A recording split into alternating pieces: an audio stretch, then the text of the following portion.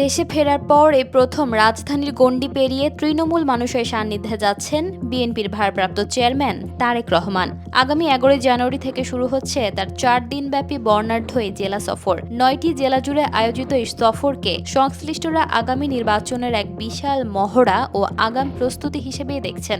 এই যাত্রার মূল লক্ষ্য জুলাই বিপ্লবের বীর শহীদদের প্রতি শ্রদ্ধা নিবেদন এবং আহত যোদ্ধাদের পাশে দাঁড়িয়ে তাদের পরিবারের খোঁজ খবর নেওয়া।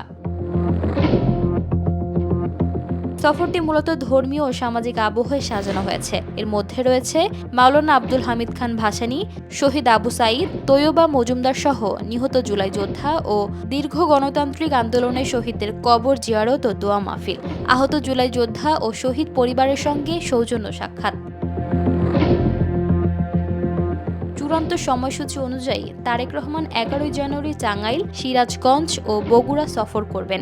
সফর শেষে তিনি রাত কাটাবেন পৈতৃক নিবাস বগুড়ায়। বগুড়ায় রাত্রিযাপন শেষে পরের দিন তিনি রংপুর, দিনাজপুর ও ঠাকুরগাঁওয়ে যাবেন।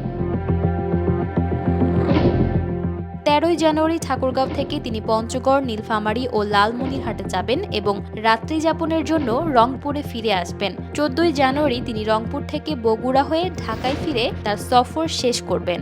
মঙ্গলবার বিএনপির ভারপ্রাপ্ত চেয়ারম্যানের একান্ত সচিব ABM আব্দুস সাত্তার স্বাক্ষরিত এক চিঠিতে এ সকল তথ্য জানানো হয়।